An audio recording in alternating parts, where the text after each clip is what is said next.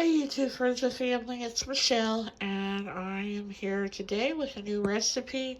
I actually got this recipe from Julia Pacheco's YouTube channel. She did a dump and go um, what's for dinner video, I would say maybe 1 to 2 months ago, and it had different meals in it, and one of them was she made a peach cobbler in the crock pot, but she said that you could actually change it up and do whatever kind of fruit you wanted depending upon the pie filling mix that you used. So I'm going to do an apple cobbler, doing the same method that she used. So I'm going to show you what it is that you're going to need to make this. So, like I said, you can do really any kind of fruit flavor you want to as long as you can get the pie filling. So, you're going to need two 21-ounce cans of your favorite pie filling. And like I said, I'm going to try apple. So, there's my 2 cans. You're going to need a white box cake mix, and you're only going to need 10 ounces of the cake mix. Now, this one here is like a 15.5 ounce size, I think. So you're only going to use 10 ounces of the cake mix. So I'm going to have to measure that out. Then you're also going to use 1 cup of sliced butter, which is actually 2 whole sticks. So I've got those there. And then the last thing you're going to need is just 1/4 cup of brown sugar, and I've already got that measured out. And then you're just going to put it in your slow cooker. You're going to put it on low for 2.5 to 3 hours, and that's it. So I'm going to go ahead and I'm going to measure the cake mix out, get this butter sliced up, pour all the stuff into the crock pot. I'll show you what it looks like, and then of course we'll come back and show it to you once it's all done and plated up with a big old heaping scoop of vanilla ice cream on top. So we'll be back. Alrighty folks, here it is all dumped into the slow cooker. Gonna put the lid on it, and like I said, cook it on low for about 2.5 to 3 hours, and we'll be back. Well, I'm back, and here it is all plated up. I put 3 scoops of some vanilla bluebell ice cream on top, and I took a bite, and it's pretty darn good. Yummy, yummy, yummy. Can't beat just a few ingredients. It takes just a few hours. Easy peasy, and it tastes really, really good. So I hope you'll try this. Thanks for watching. Bye-bye. Hey YouTube friends, it's Michelle, and I am going to be making a recipe today that was passed down by one of my dad's cousins, and she's no longer with us, so anytime we have this, I always think of her. My mom and dad went to go visit her and her husband years and years ago, and she made this, and my mom got the recipe from her. She called it chicken spaghetti. So I don't know if it was a recipe that she came up with, if it was one that she found, how it came about, or anything like that, but it's so good. But unfortunately, my mom lost the recipe. So we're kind of winging it a little bit and trying to remember everything that went in it. Actually, my mom called me with the recipe several weeks ago, and she had it. And I didn't write it down, I just went by what she told me. Well, of course, I forgot, so I called her today to make sure about the ingredients and the portions and stuff. And when she went to go find the recipe, she could not find it. So, unfortunately, we think it might have gotten thrown away when she pulled it to give it to me a few weeks ago. I don't know. I'm hoping that we find it. But, so we're kind of going by what we kind of remembered. So hopefully this is going to work. I sure hope so, because it was a really good recipe. And I have never made it myself. My mom's the one that's always made it. So anyway, like I said, she called it chicken spaghetti, so that's what we're going to call it. She just used like regular chicken breast and cooked it. But I just got some rotisserie chicken from Walmart, and I'm almost certain that it called for 8 ounces of cooked chicken. So this is a 16 ounce, so we're gonna use half of this container. I'm almost positive it also called for 8 ounces of fettuccine. So we're gonna cook up 8 ounces of that. Then it called for a pack of ranch dressing, and I have the bottle, this kind, so I think it's 2 tablespoons are equivalent to one of those packages, so I'll just use 2 tablespoons of this. It called for a can of evaporated milk, so I'm going to use that. And then lastly, it called for, we're thinking 8 ounces of grated Parmesan cheese. I've got the finely shredded kind. So, and this is like a 10 ounce container. So, I don't know. We may or may not use that whole container. I don't know. So, that's what we remember.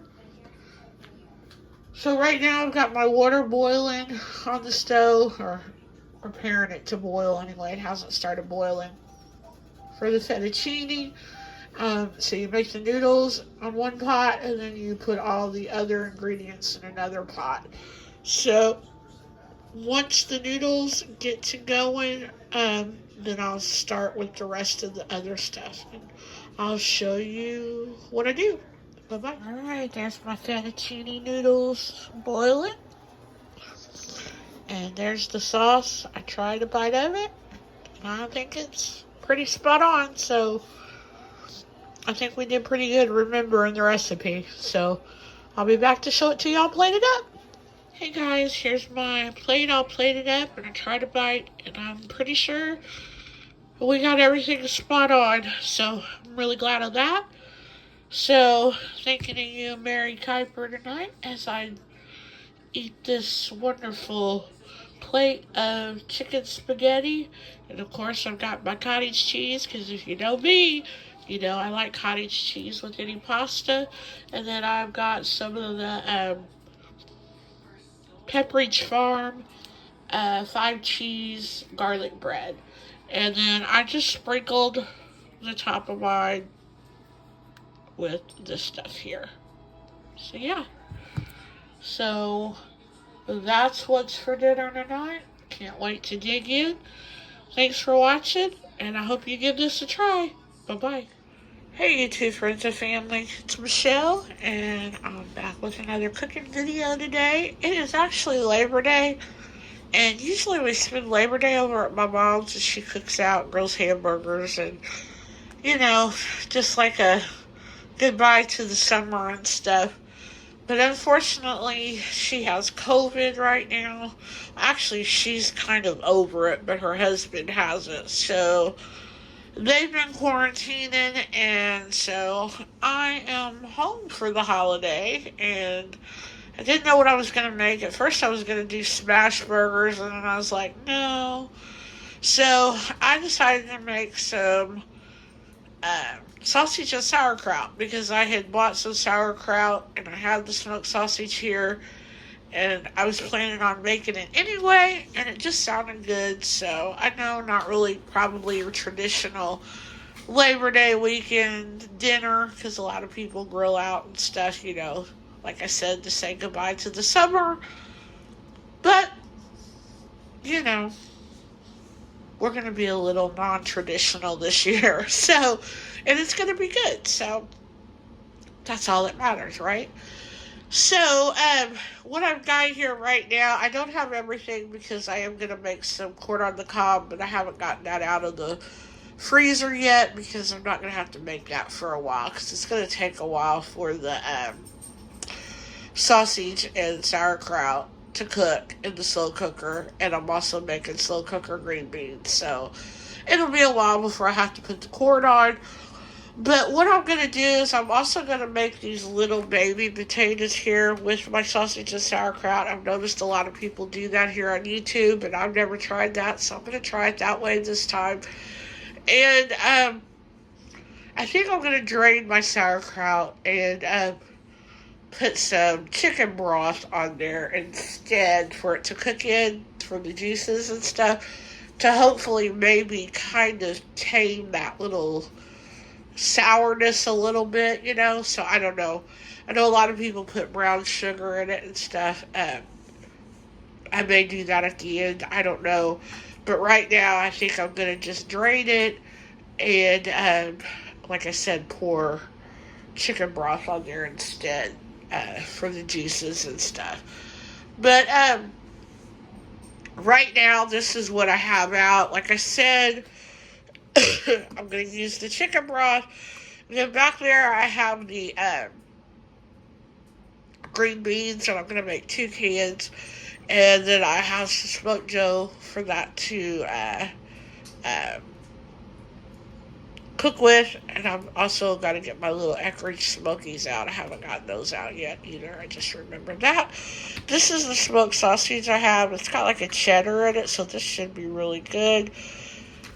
These are the little mini potatoes. I'm probably just gonna use half of this bag, and I'm gonna just, I think, cut them in half. I may cut them in half and then cut them in half again, but I know I'm just definitely gonna just cut them in half for sure. But I may make them into like bite size so they soften up a little bit or quicker, and they don't have to cook as long. And then this is the sauerkraut. So, yeah, because these are what's going to take the longest to cook in the slow cooker. And then as far as my seasonings, these are for the green beans and for the kraut too, but I'm probably not going to use all these on both. But I've just got my usual garlic powder. I've got some ranch dressing, that Art Ranch seasoning. That's definitely for just the green beans, and then some salt and pepper. Probably not going to use salt on the sauerkraut because the sauerkraut and the chicken broth are both going to have quite a bit of salt in them, but definitely the pepper. So, yeah. So, I'm going to take you along for the ride because, like I said, I'm going to do the sauerkraut sausage a little bit different this time. And we'll see what we get into. I'll be back. Alright guys, I thought I'd come back and show you. I'm cutting up the sausage right now into just medallions. Medallions about an inch thick. And I decided I am going to put them in a frying pan with a little bit of olive oil to brown them up before I put them in there. I've got the olive oil in a pan on the stove right now heating up. So I'm just cutting these up, and then I've already cut the potatoes up and put those in there. And I ended up cutting them in half and then cutting them in half again. So, yeah, I don't want these to have to cook all day long. So, yeah, I'll be back. Alright guys, I just removed these sausages from the heat. And like I said, I just wanted to get a little color, a little brown on them. And now we're going to dump these into the potatoes, and then dump the sauerkraut on there, and then the chicken broth, and then we're going to season it and mix it all up and put it in there on high for probably about 3 to 4 hours. So I'll take you along with what's next. Alright guys, there it is, all in the crock pot. So like I said, I ended up putting the sausage in there on top of the potatoes, and then I seasoned that with the garlic powder and some pepper, and I mixed it. Then I added the drained sauerkraut on top of that. Then I mixed it real well, and then I added 2 cups of the chicken broth and mixed that real well. And this is what we got. And so I'm going to put the lid on this and probably cook it on high for 3 to 4 hours and see how that is. I just want to get those potatoes real tender. So we'll be back. Alright, got my green beans to go in. So All I basically do with my green beans, if you've never seen me do them, is I fry up some smoked Joe, and then I drain my green beans and I cook them in chicken broth, and I use some little Eckrich Smokies and I throw those in there as well. And then I just season it up with salt, pepper, um, ranch seasoning, and garlic powder. And that's it. And then I bring them to a boil, and once they come to a boil, then I put the lid on it, and I just let them slow cook. So, super, super yummy. So, these have already come to a boil, and I've got them simmering down. So, I'm just going to put the lid on them and let them cook as long as it takes for the sausage and sauerkraut to get done. So, we'll be back. Alright guys, it's all plated up. Here it is, ready to dig in. I ended up cooking my sausage and sauerkraut and potatoes for about 4.5 hours on high. So, and I, like I said, those were little bitty baby potatoes, and I cut them in half and then halved them again. So, I mean, they're not real big bites, so it's just, it takes a while for those potatoes, though, to soften up.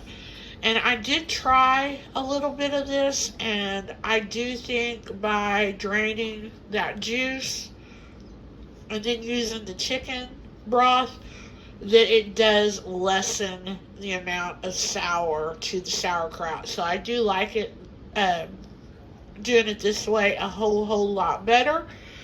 And yeah, so, and if you're wondering what's in the little bowl there, that is just some honey mustard. It's this stuff right here. So I had made a while back a dish using sauerkraut and smoked sausage using apples, and I did not care for that at all, and I bought that honey mustard when I did that to dip my sausage and stuff in. So yeah, so I just had that honey mustard left from that, so that's what I'm going to use. But yeah, it's time to go dig in. This is, like I said, it's not your traditional Labor Day dinner, but it's still going to be awful yummy, and I cannot wait to dig in. So I hope y'all had a fabulous holiday weekend, and we'll be back with more recipes. Bye-bye.